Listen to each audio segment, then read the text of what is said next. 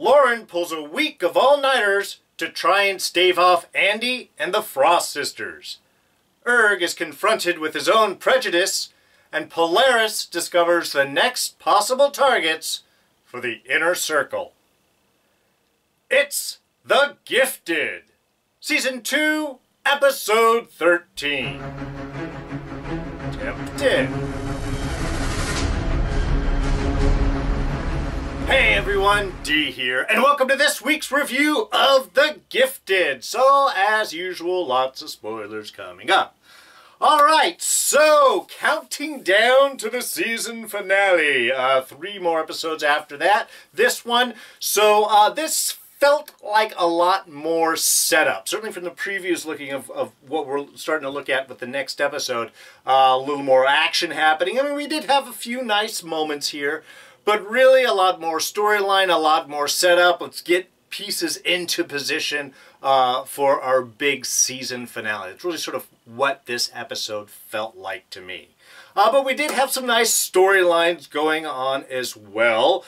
Erg being the center of one of those, really facing his own prejudice. Basically, while he's dealing with a world that seems to hate mutants, he's a mutant that hates humans, or at the very least, heavily distrusts him. And we get a little flashback, as we often see with these episodes. At the beginning here, Detroit 6 years ago, the human Sam, if we remember the story that we heard last week about Evangeline saving Erg's life in the tunnels, and they were betrayed by a human. This is the story that we're hearing. This human, Sam, in love with Leo, aka Erg, and makes a deal with Sentinel Services, gets picked up, makes a deal. I will turn in these other mutants as long as you let me and my mutant boyfriend go. At least from her point of view, that seemed to have been the case. However, for Erg, a burgeoning mutant separatist, this is kind of crossing the line. And it makes sense when he's thinking about his people on the run, chased by Sentinel Services, having to go underground, escape, families, women, children about to be picked up by Sentinel Services and thrown in prisons, collared, locked up.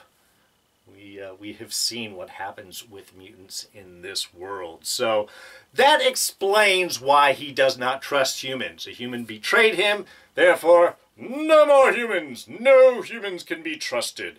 And this was the episode where he faces that is, of course, the wrong choice. Care of Kate, who doesn't take crap from him at all from any stage of the game. Which I think was just a great job by Amy Acker, who's always a blast to see. But it was just good with her standing up. I mean, she's there, she's a doctor, she's, well, a medical professional at this point, to help out. And again, we just have some nice moments.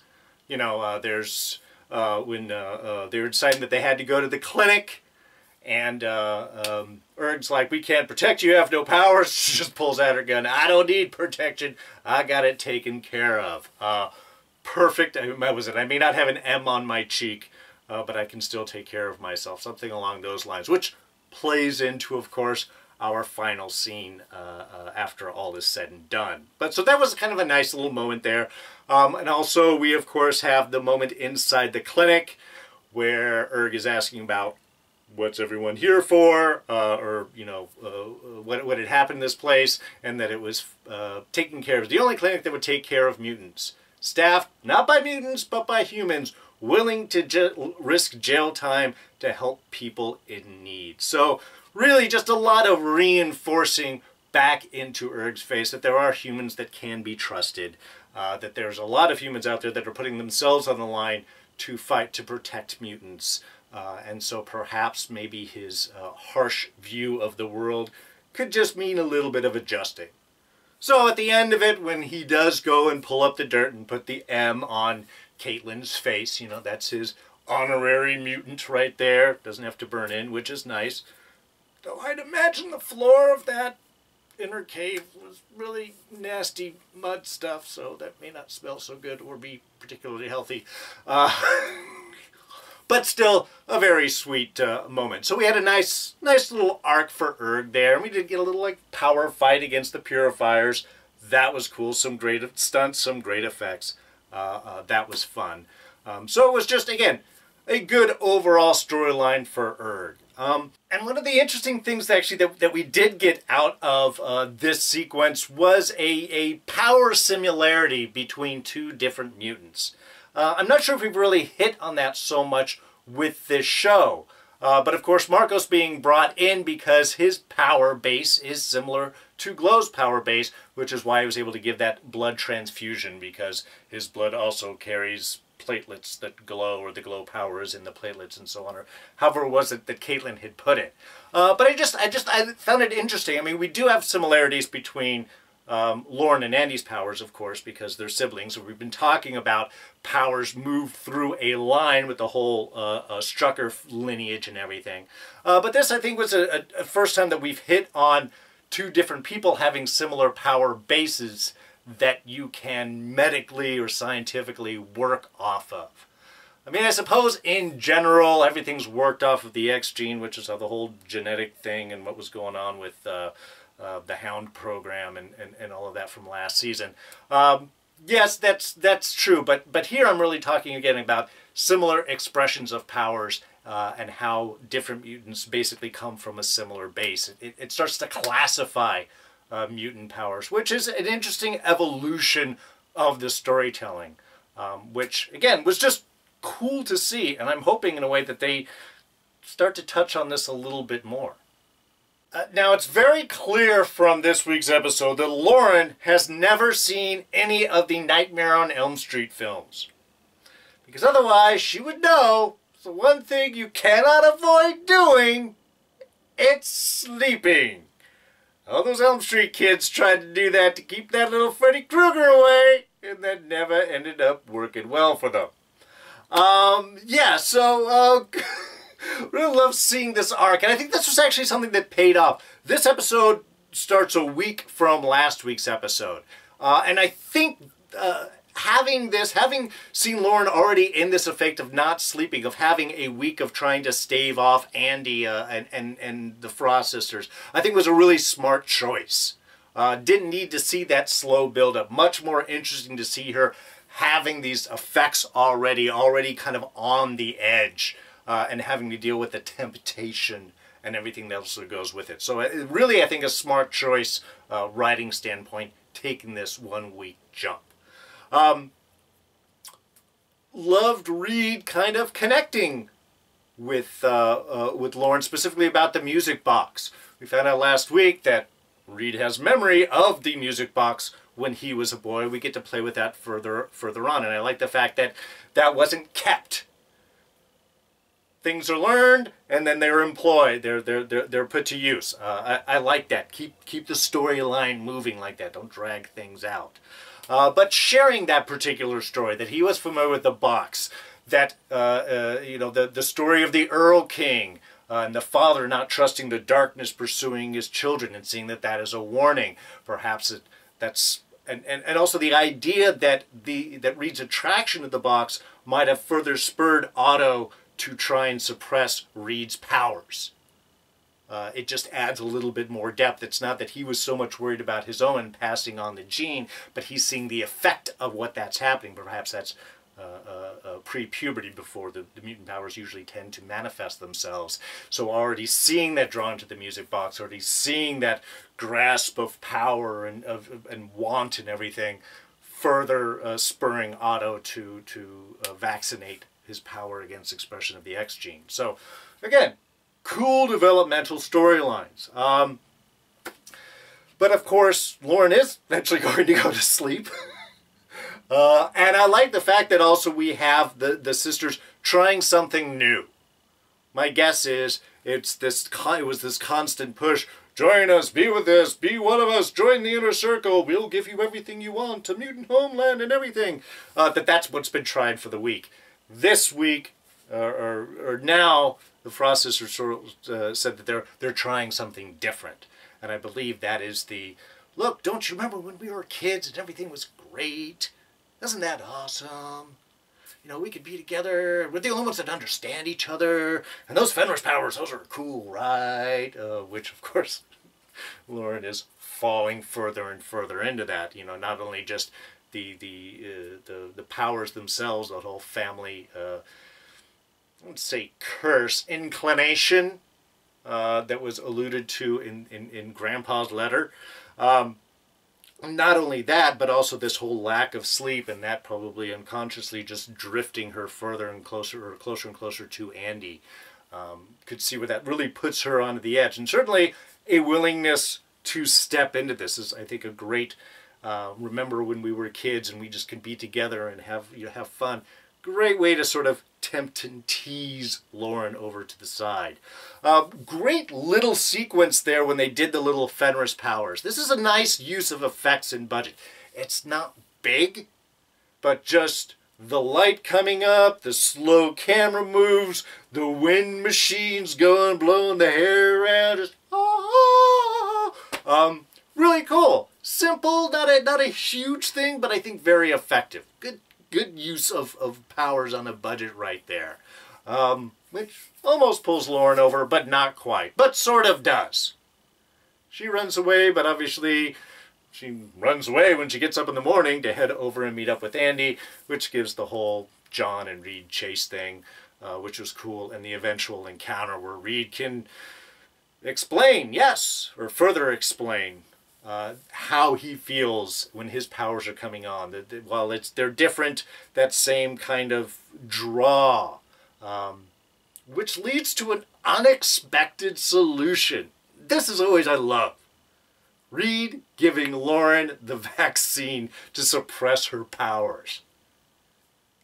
Brilliant, simple solution. Very unexpected, and I'm curious how long the effect of this is, because stuff goes down, they're going to need Lauren to use those powers, but for the moment, she also needs to sleep. And if she can suppress the powers to cut her off from Andy and allow her to sleep and get some rest, just brilliant. Again, not an expected direction, but totally makes sense and completely blindsides Andy and the Frost sisters, because power suppressed, boom, Link is gone, there's nothing that they could do. So, yeah, I really thought that was an excellent solution to the problem created here.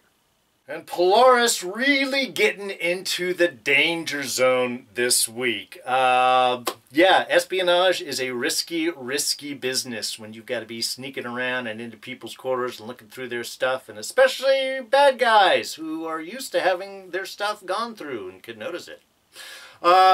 Good overall sequence with Polaris. Again, we're building things up, we're ratcheting up the tension, getting that bits of information, moving the storyline along nicely. I got to agree with Max. Definitely was a little suspicious with Lorna cutting herself. She could have played that she was tired, exhausted, added some other reason why she might have lost control there for a moment than just, oops, it happens. But hey, it worked. It got her in. Great shot of when she discovered the plans to all the buildings there. I mean, we just saw the team rehearsing on blowing stuff up and how they're each individual powers. He charges it up. We teleport away or move it over there. And big guy sets off a shockwave and blows it. Okay. Great. I was curious, actually, seeing them do all of their rehearsals and their use of powers, how this triple group definitely needed each other in order to get anything done. And it seemed like they did need all three of them to get anything done. Now we're seeing that it's just, or they're describing, at least I think a little more clearly, what each power set does and how they're combining it in order to have these big effects. So that was, to me, that was a brilliant, simple sequence, couple of lines, told me everything I needed to know about this group. All my questions there were answered, so I thought that was wonderful. But yeah, sorry, I was getting on the look on Polaris's face when she finds the plans to the buildings. I mean, that was great. We don't have to see the plans. We could just see the effect on her face. I love that type of storytelling. I thought that was really well done. And again, overall, that's just really the kind of back and forth cat and mouse that we're playing. The fact that Max knows when his stuff has gone through. I've had my place tossed enough times in jail that I know when people have been going through my stuff. Again, cool little unsuspecting skill that you think somebody would develop. Knowing when people have gone through their stuff. Ratcheting up the suspicion level. Nice. Which does get to our Scene of the Week for this week. And there's kind of a couple in this sequence. I was weighing which would be the best, but just from a character standpoint, I love this. And this is Max getting into Lorna's face and Lorna pushing right back. Sure, Max, you can be suspicious all you want, but you gotta watch who you're talking to. When Polaris steps up, she's like, I am Polaris. My father was the founding member of the Inner Circle before there was an Inner Circle. That makes just all of it. One, just the quick knife out. And then stepping into that role. I think that's the first time, and I know you guys will correct me if I am wrong, and I appreciate that, that she has really kind of accepted and, well, embraced, really, her role, her connection with the Inner Circle, used who her father was in a great moment of badassery. Normally she's avoiding her father, doesn't want to hear anything, but here just throws it right out in Max's face. And that's what I loved about this, because this is, I mean, we know that Lorna's a badass. We know that she can do amazing stuff. We know that's why the Inner Circle wants. But seeing her step into this role, and it is a role that she is playing right there, because I'm sure inside she's nervous as heck that Reva's going to find out and everything could go all to hell and there's this giant war and everything else that she's expressing in those scenes with Marcos. Which is why I think this is that perfect comparative moment, is her just stepping in, using that, owning that position, and showing how much of a badass she is. That there is Max stepping up to question her about anything is a frickin' joke.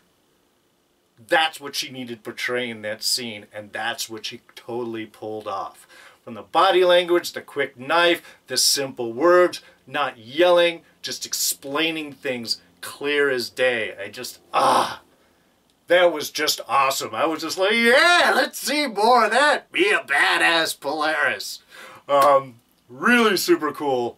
Just loved seeing that. And then moving on, we have, I love her getting into the computer's password. Okay, it's magnetics. Really subtle to use computer programming or whatever, but okay, look, fine. She could use that to bypass wiring and instigate something and get in through the password. Fine, cool, that's all I love. Especially since she finds the weak point, how to get to Max. He's got a habit. Goes out about 10:30 every night, every other night to go get his liquor.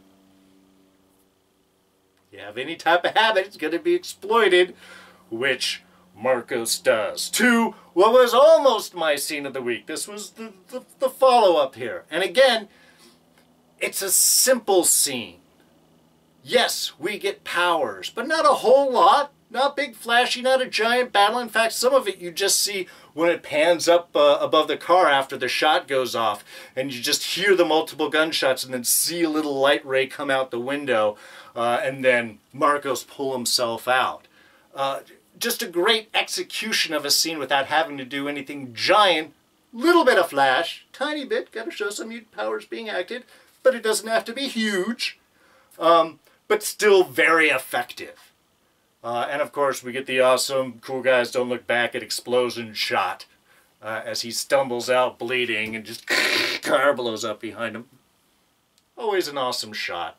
But that leads to consequences because now Max is dead. Is that going to raise suspicion? Car blowing up? It's not a simple thing. On the other hand, the explosion might have covered up any evidence of Marcos being there. Depends on if one of those beams, one of those light rays, like cut through a door side or something like that. It did start the fire, which caused the explosion. I don't know, maybe even part of Max's head's got a laser bolt plasma through whatever Marcos's power base is in actuality. Light beam cutting. So, kind of curious, but again, the fire could also destroy the body and maybe remove some of that evidence. So, could be good, could be bad. It's definitely complicating things because now we got one part of this evil hit squad gone, which is already going to raise Riva's ires and suspicions. Marcos actually shot. Kind of funny considering he was just giving all of his blood to save another gunshot victim, and now he himself is shot and might need some of that blood back. Irony. So it leaves a couple interesting directions, but still a greatly done scene, ratchets up tension and really brings us into a heightened level of concern with next week's episode. Alright, just a couple of small things. One, Blink. Has she really pulled away from John? Is that gone? I don't know, when she was bringing Kate and Marcos back, there did seem to be the kind of pause on saying hi to John, but when Marcos said it, she opened up. That was nice. I was wondering if there's, a little connection of Erg. We do have this love triangle situation going on. And while at the end of the episode, Blink seemed to imply to Erg about, yeah, you just tell me when I'm right. I know, girls fine with hearing that. Or you can only say it so many times. Something along those lines. But accepting that she was knowing better. I'm wondering if there's still something about Erg that she's not going to trust. When Erg was willing to let Glow die instead of taking her to a hospital because she was concerned, yeah, she may not talk, but Sentinel Services could make her talk, and you can't trust the humans there. When he was using his prejudice so much to be willing to let one of his own people die, that seemed to have hit Clarice pretty hard. Very smart of her to end up going and getting Kate and Marcos there to help out. But I'm wondering if that kind of was maybe a little schism-y there that might keep her a little closer to John, how much John is more accepting of everyone else. And Erg, while helpful and definitely, Clarice has stated in here that she wants to be part, she wants to contribute. She's already missed out on so much. I'm curious if that one line, that situation, while it ended up working okay for Erg's evolution, and he got a little better by accepting Kate, but that level of prejudice, that willingness to risk one of his own people, might just push him a little further away from Erg and a little closer towards John. Just curious. I was watching again tonight. Still, all the mutants in the Morlocks, or all just look like regular humans. I didn't even see any fancy hands or nothing. Yes, Glow is bleeding glow blood and stuff, but I'm talking about other physical things. However, there was a great overhead shot, complaint and blessing now. There was a great overhead shot when Kate first arrives in with the Morlocks. We see kind of a large view of their underground world compound. That was cool. We had a great overhead shot kind of looking down at the great expanse over everything. That was impressive. The other shots we had all made it look like everything was cloistered and tight. This looked like a larger underground space and was just a very cool image to see.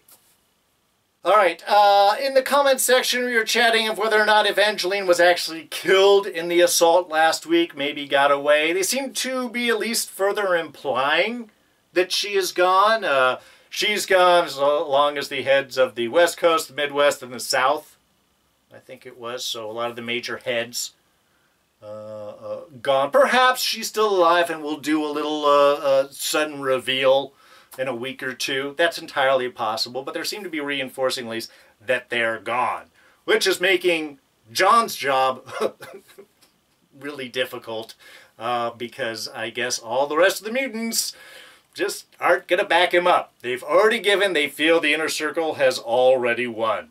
So our team is on their own, basically, is what they're trying to reinforce. Why? Because we don't want to pay for any more cast members.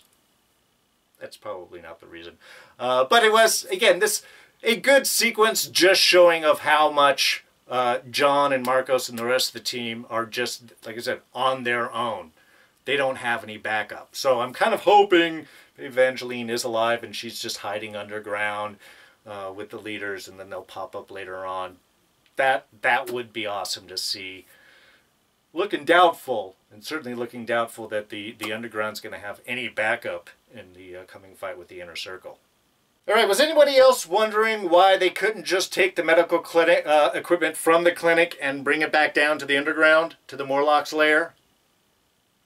Do they not have electricity down there? I think they do. I mean, they got to be able to tap into power of some sort, right? There's a lot of lights. Anyway, I know it adds tension that you got to stay in the clinic, and that allows the purifiers to come in. You can have the conflict and such. But all I was thinking of was, don't you just want to grab the equipment and go?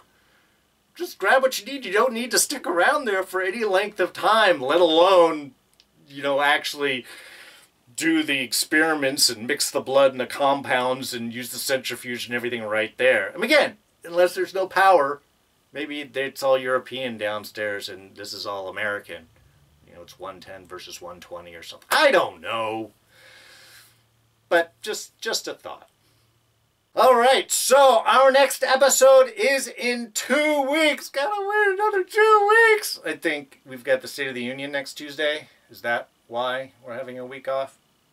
Anyway, sucks, but 2 weeks from now, things look like they're going to start ramping up. Max is dead. Looks like Sentinel Services starts closing in. Looks like they find the Morlocks. Reva's going to discover there's a spy in. And Blink is possibly shot.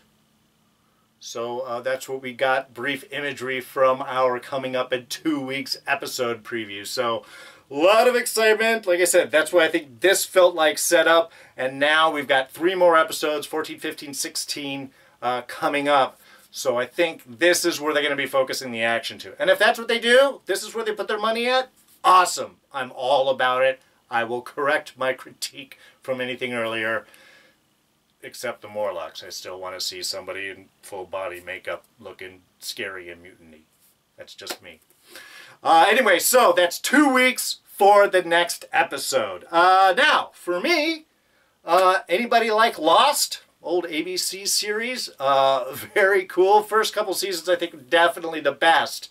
Well, we're going to be talking about those seasons over on Marc's channel, Enchantment of Eternity, right here on YouTube. And that's going to be this Friday, the 25th of January, 4 p.m. Pacific.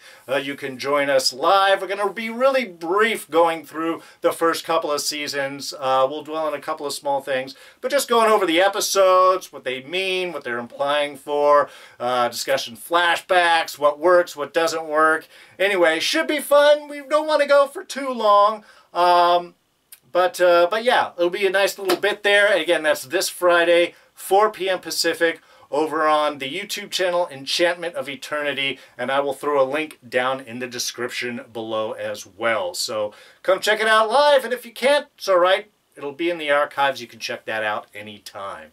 So that is going to wrap us up for now. Thank you so much for joining me. And as always, if you did enjoy this review, please share it with your friends. And go ahead and hit that like button. Thoughts, ideas, and comments, toss those down in the section below. I apologize for a few people that I haven't responded to in comments. I was answering on my phone, and my phone doesn't always put the comments all the way through. So I noticed a bunch of people I answered never ended up posting. So I will try and get back to that and discuss all of your comments and everything. I really appreciate you guys sharing your thoughts. So please continue to do so right down the section below. And I'll use my computer to answer so my phone doesn't mess things up. You can always catch me on Twitter and Instagram. I am at Darren Jakes. Please subscribe if you're not a subscriber. Quick and easy one-button press. We've got Walking Dead coming up next month. We've got American Gods coming up the following month. We've got the final season of Game of Thrones coming up the month after that. Busy couple of months. And then, of course, over the summer, we're going to have Preacher, the Return of Agents of S.H.I.E.L.D. Been waiting so long for that. Really exciting. You won't miss any of those reviews if you're a subscriber. Do that by clicking this button right here. And we'll throw up a couple of randomized reviews for you to check out right here. All right, so that's going to be it for me. I'm D, and I'm out of here. Catch you guys next time. Bye-bye.